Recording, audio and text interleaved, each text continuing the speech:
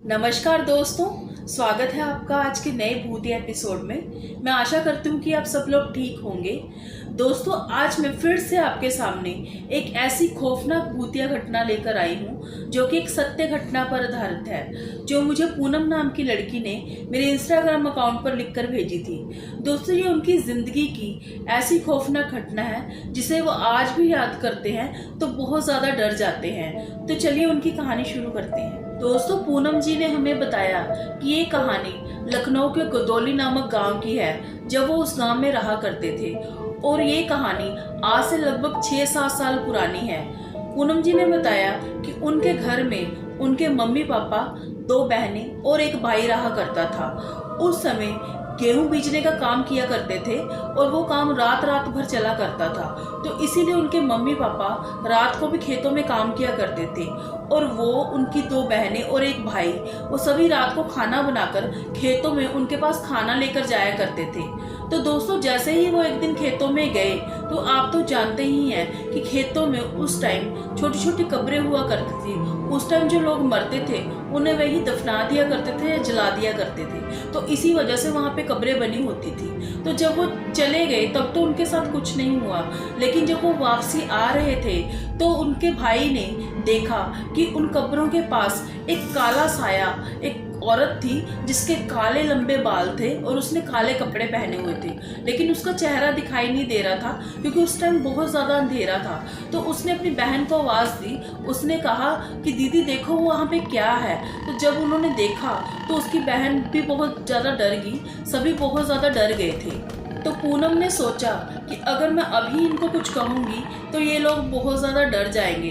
तो पूनम ने बहुत ही गुस्से में आकर कहा कि किसी को भी डरने की ज़रूरत नहीं है, मेरे पास ये खुरपा है ना, मैं इसे मार दूंगी।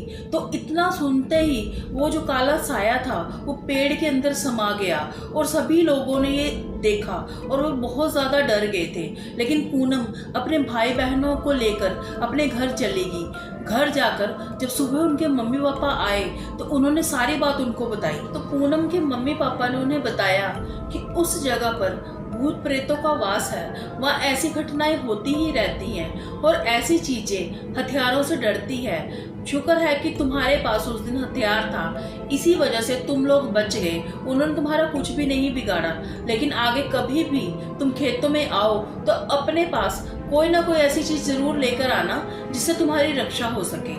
तो एक दिन क्या हुआ कि पूनम भी बीमार थी और उसका भाई भी बीमार था, और पूनम की एक बहन अकेली ही खेतों में अपने मम्मी पापा को खाना देने के लिए चली गई। जब वो खाना दे के वापस आ रही थी तो उसको अचानक ही पता नहीं क्या हो गया, और वो जैसे ही घर आई और घर आके बहुत ही अजीब तरह का बिहेव करने लगी। वो किसी से बात नहीं करती थी और उसका व्यवहार बहुत ही अजीब तरीके का हो चुका था। वो बहुत ज़्यादा गुस्से में रहा करती। उनके घर पे कभी मांस मछली को किसी ने हाथ तक नहीं लगाया था, लेकिन वो उनसे मांस मछली मांगने लग गई। तो ये देखकर घर वाले बहुत ही ज़्यादा डर गए। वो जब भी उसे समझाने की कोशिश करते तो वो उनको गालियाँ निकालती, कभी अपने बाल को खींचती, कभी कुछ ऐसा अजीब तरीके का बिहेव करती। और फिर वो बीमार रहने लग गई और वो धीरे धीरे बहुत ही ज़्यादा कमज़ोर होती जा रही थी। कई डॉक्टरों को दिखाया, लेकिन किसी भी डॉक्टर को उसकी बीमारी समझ में नहीं आ रही थी। और धीरे धीरे एक दिन उसकी मृत्यु हो गई, और उसकी मृत्यु के बाद उसके घर वाले बहुत ही ज़्यादा परेशान हुए। उसका अंतिम संस्कार क्रिया वगैरह सब कुछ किया, और एक दिन उनके घर पे जो एक पंडित आया था तो उसने उन्हें बताया इसके साथ एक बहुत ही बुरी प्रेत आत्मा पीछे लग गई थी। जब ये उस दिन रात को खेतों से आ रही थी तो वहीं कब्रों के पास जो प्रेत आत्मा थी वो इसी के साथ इसके घर आ गई और उसने इसे वश में कर लिया था, और वो इसे अपने साथ लेकर जाना चाहती थी, और अंत में इसको मारकर वो अपने साथ ले गई। ये सुनकर उसके घर वाले बहुत ही ज़्यादा दुखी हुए। उन्होंने सोचा कि काश वो उस दिन अकेली ना जाती, या उसके पास कोई हथियार होता, या हमें अगर इस बात का पहले पता चल जाता तो हम उसको कहीं दिखा लेते। लेकिन अब तो बहुत ज़्यादा देर हो चुकी थी। पूनम बताती है कि आज भी उस दिन की भयानक यादें जब वो याद करती है तो बहुत ज़्यादा डर जाती है, क्योंकि उसने अपनी बहन को खो दिया था। और उस दिन के बाद उसके घर वालों ने रात को खेतों में जाना ही बंद कर दिया, और आज पूनम और उसका परिवार वो गांव छोड़कर आज शहर में आकर बस गए हैं, लेकिन आज भी वो उन बातों को याद करते हैं तो बहुत ज़्यादा डर जाते हैं। तो दोस्तों, ये कहानी यहीं तक थी। मैं आशा करती हूँ कि आपको ये कहानी पसंद आई होगी।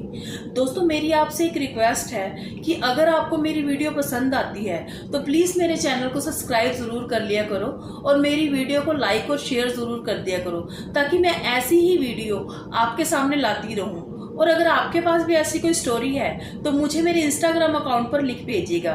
तो इसी के साथ मैं खुशी शर्मा आपसे विदा लेती हूँ। मिलते हैं आपको एक नए एपिसोड के साथ। तब तक के लिए आपका बहुत बहुत धन्यवाद।